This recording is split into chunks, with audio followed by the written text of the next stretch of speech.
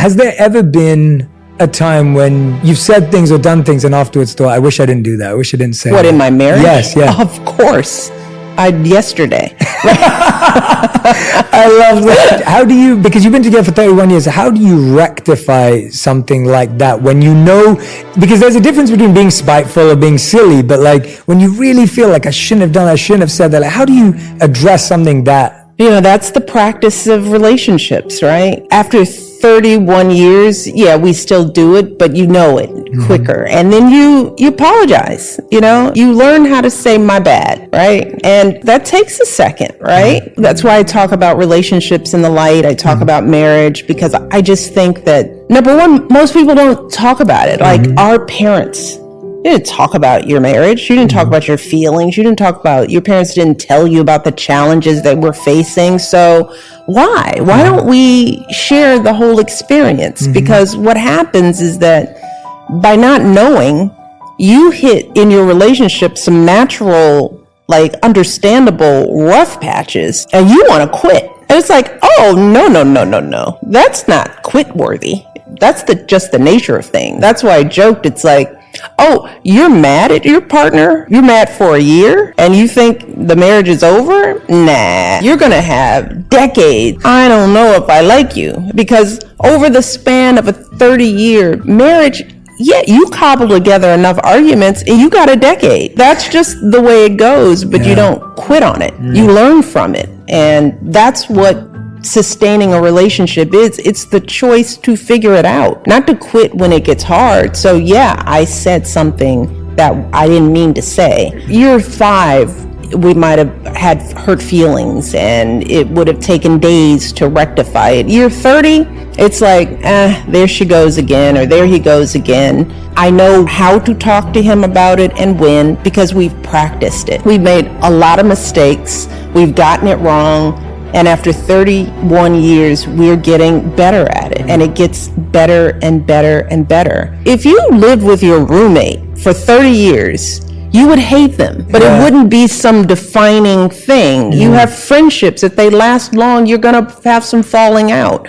Why do we put so much pressure on marriage to not be hard? It's the natural hardest thing you will ever do, which is to try to build a life with another person who wasn't raised in your shoes, who has a totally different temperament, right? And you're like having other people with them, you bring other lives and other personalities into the mix, and then life is happening. Of course it's going to be hard, but I wouldn't trade in my marriage for anything in the world, with all the ups and downs, with all the running for president stuff. I was like, why'd you do that? I mean, talk about that being a big gaping thing in our lives, but the good has outweighed it. And if we hadn't hung in there, we would have missed all the good. And that's what I tell young people. Like, first of all, pick well. Pick somebody you respect and like. Start there, right? And then remember that that's who they are. And then understand that with that, they are going to be, and you are going to be deeply, deeply flawed. You're going to make a whole lot of mistakes, right?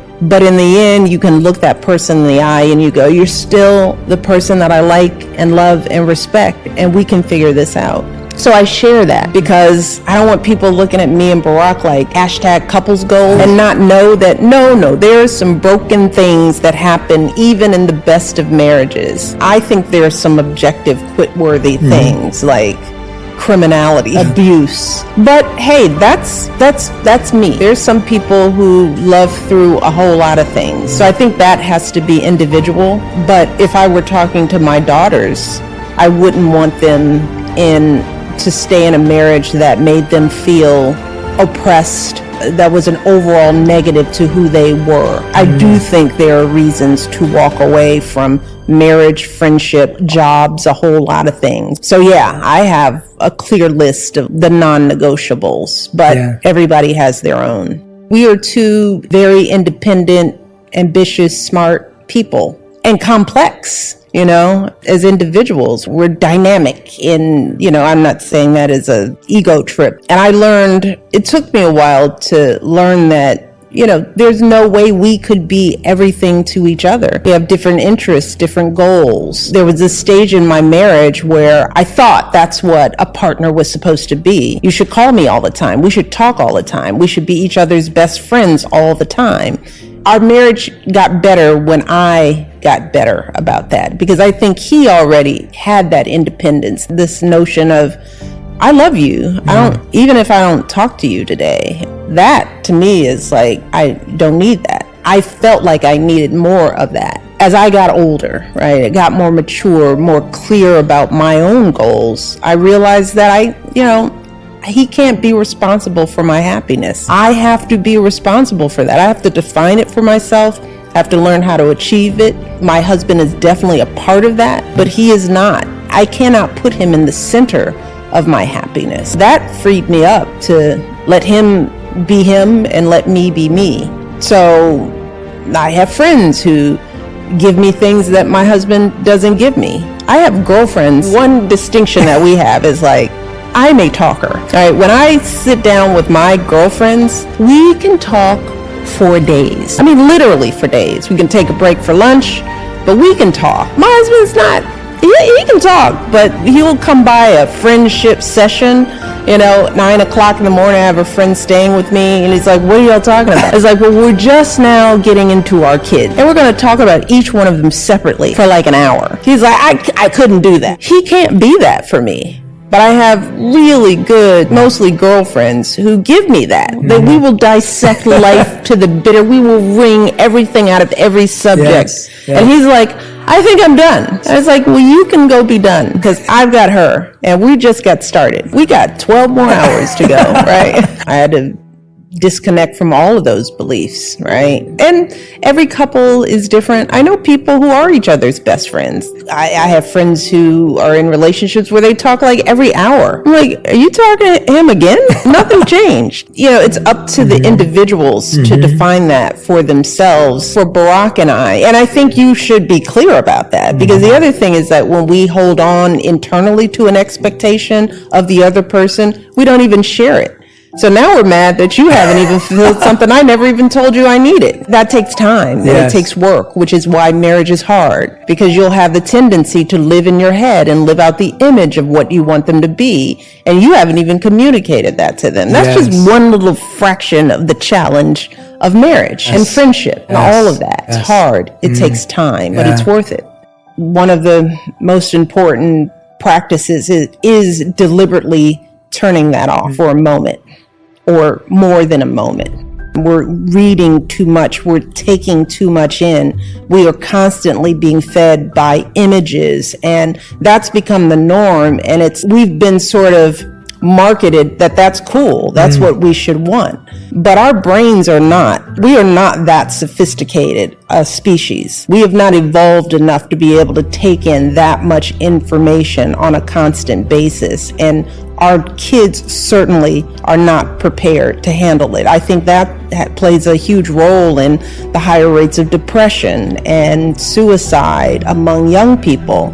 They've got to let their brains rest from the noise. Even though, we're all trying to fix everything, everyone needs a break from it, right? So I'm very deliberate about knowing that I can't take all that in, and we're getting it in such a sort of misinterpreted way. We've got, confirmation bias. We're reading only what we already believe. And I know I have to be very deliberate about understanding that a lot of the information I'm getting isn't even complete. I do filter, and then I develop habits that shut my brain off to thinking. I wrote in The Light about knitting, which is a hobby that I developed over quarantine. It shuts your brain down and allows your hands, the motion, to take over. And in that way, I found that it is meditative. And that's what meditation is. It's quieting your noisy mind. And some of us can't connect to meditation, but I think we need it.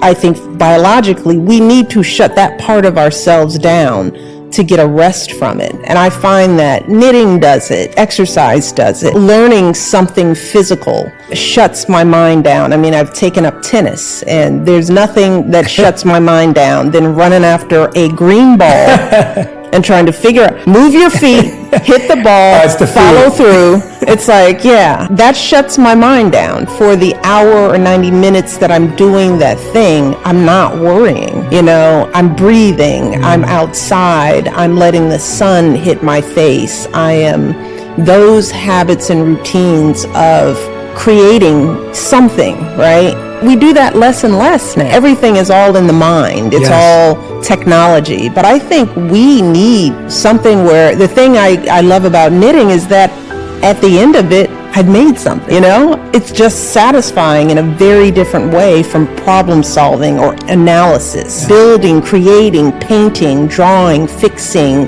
putting something real into the world that came from your own hands, something small, you know. That's why I talk about the power of small in the light we carry, because a lot of times our brains are trying to do the big fix, and that's when we feel hopeless and we're tired, because most of us don't have the power to fix anything at a big scale.